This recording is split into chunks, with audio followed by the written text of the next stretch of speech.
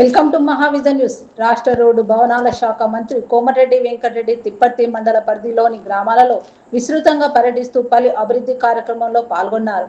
అందులో భాగంగా ఎల్లమ్మగూడెం గ్రామంలో నూతనంగా నిర్మించిన గ్రామ పంచాయతీ కార్యాలయ భవనం మరియు మహిళా సమైక్య భవనాలు మంత్రి కోమటిరెడ్డి ముఖ్య అతిథిగా హాజరై తమ చేతుల మీదుగా ఘనంగా ప్రారంభించారు. అనంతరం మంత్రిని గ్రామ సర్పంచ్ వాణి సందీప్ రెడ్డి ఘనంగా సన్మానించారు. ఈ సందర్భంగా రాష్ట్ర రోడ్డు భవనాల శాఖ మంత్రి కోమటిరెడ్డి వెంకటరెడ్డి మాట్లాడుతూ గ్రామ సర్పంచ్ గ్రామ అభివృద్ధికి పాటుపడుతూ ఎల్లవేళ గ్రామ ప్రజల్లో మమేకమై గ్రామాన్ని ఉన్నతంగా తీర్చిదిద్దాలని సూచించారు.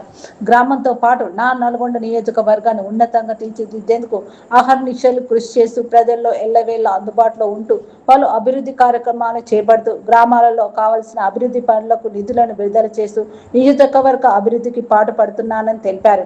ఈ కార్యక్రమంలో తిప్పర్తి మండల ప్రజాప్రతినిధులు, తిప్పర్తి గ్రామ సర్పంచ్ బద్ద రజితా సుధి, తిప్పర్తి పిఎస్సిఎస్ చైర్మన్ పాషన్ సంపత్ రెడ్డి, నల్గొండ వ్యవసాయ మార్కెట్ చైర్మన్ జూకిర్ రమేష్ గౌడ్, కాంగ్రెస్ నాయకులు, వివిధ గ్రామాల కార్యకర్తలు, మహిళలు అధిక సంఖ్యలో పాల్గొన్నారు.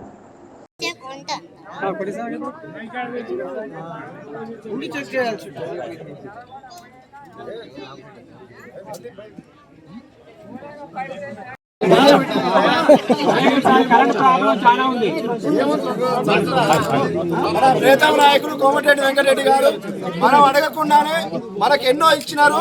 మన ఊరిని ఎక్కడో మారుమూల ప్రాంతంలో ఉన్న మన ఎల్లమ్మగూడాన్ని ఈ రోజు ఎంతో సువిశాలంగా ఉండే సిసి రోడ్లతో పాటు 2 అంతస్తుల పంచాయతీ భవనం రాష్ట్రంలో ఎక్కడ లేని విధంగా మన దగ్గర మనకు ఇవ్వడం జరిగింది. అంతేకాకుండా అడగగానే మనం ఇబ్బందులు తెలుసుకొని సబ్ స్టేషన్ శాంక్షన్ చేయించడం జరిగింది.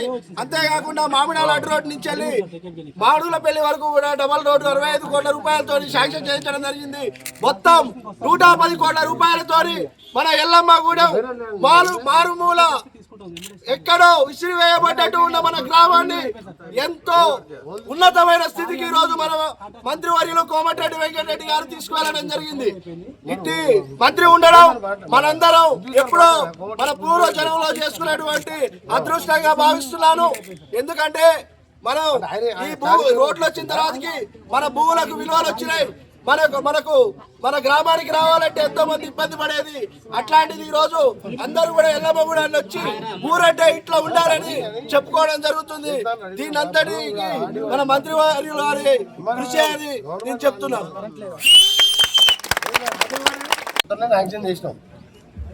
గవర్నమెంట్ వచ్చిన మొత్తం శాంక్షన్ చేసినాము. ఆ ల్యాండ్ గవర్నమెంట్ ల్యాండ్ అనేది పట్టా లేదు. 11 శ్రీనివాసం కోర్టుకు పోయిందంట. అసైన్ ల్యాండ్ పట్టా ల్యాండ్ ఆయనకి పట్టాలు నేనే లేదు. కోర్టు కట్టబోతారు. నేను అప్పీల్గానే వేయాలి. లేకపోతే మాకు పుట్ట కంటెంట్ రాదు, ఏం రాదు. కాంట్రాక్టర్ ఛార్జ్ అని వచ్చిందనే వర్క్ 4 వర్క్ స్టార్ట్ చేయాలి. మెటీరియల్ ఇస్తారు. బీ గారు ఇక్కడనే ఉన్నారు. 2 నెలలు కంప్లీట్ చేస్తే ఈ కరువు కాలంలో సబ్స్టేషన్ ఉంటే భూదనం మీద మోటార్లు నడుస్తాయి. అందుకనే మీరు ఇంత సరిపోతుంది.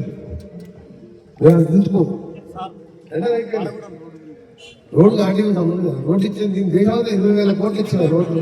మీ ఊళ్ళో రోడ్ ఎట్లా వచ్చినాయి? 20 రోడ్డు ఆరగూడెం కూడా రామారావు అయిందా? ఆరగూడెంకి వెళ్ళి అటు కావాలి. మీకు దగ్గర కాదు. అంతే కాదు. ఆరగూడెం నాకు అయింది కదా.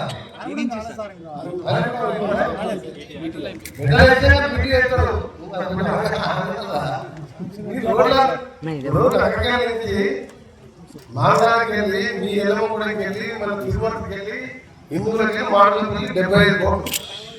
నేను కూడా కళాకారులు ఈ ఆరోగ్య మినిస్టర్ అదృష్టం డబల్ రోడ్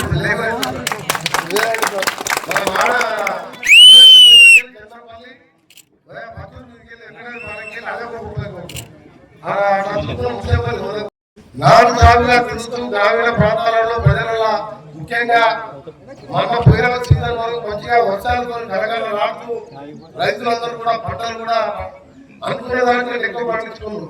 కానీ ఈరోజు మన దేశంలోనే కాదు పసిఫిక్ మహాసముద్రంలో ఏర్పడిన ఈ కరువుతోని కరువుతోని ఈరోజు రైతులకు ధైర్యం చెప్పాలని, దాంతో పాటు వాళ్ళకు భరోసా ఇస్తూ 2 సంవత్సరాలు అయితే నేను మొదలు పెట్టేసరికి సొరంగం ఇప్పుడు పనులు ఆగిపోయిన కేసీఆర్ గవర్నమెంట్ 11 కిలోమీటర్లు చేయలేక నా మీద కోపంతో ఆపేసింది.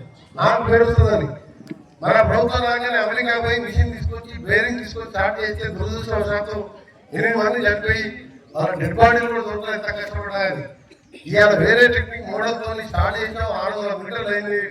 జూలై 2028 నాటికి సొరంగం పూర్తయితే ఎంత కరుగునా మనకు డెడ్ స్టోరేజ్కి వెళ్ళి శ్రీశైలంతో 2 పంటలు నీళ్ళు వచ్చే విధంగా అది నేను కలవడు కన్నా ప్రాజెక్ట్ అది శ్రీశైలం సొరంగ మార్గం రాజశేఖర రెడ్డితో కొట్లాడి ఇప్పుడే నివాళులు అర్పించిన ఎల్లమ్మ కూడా రాజశేఖర రెడ్డి గారు ఆ రోజు నా గురించి ఏ మార్పు ఉంటే మాకు నీళ్లు లిఫ్ట్ చేయాలంటే అప్పుడప్పుడు కాలం రాదు, మాకు అన్ని ఊళ్ళో ఎల్లమ్మ కూడా రావాలంటే మూసి నీళ్ళు రావాలి, మనకి ఏ మార్పు నీళ్ళు సరిపోతలేదు, లిఫ్ట్ రావాలి.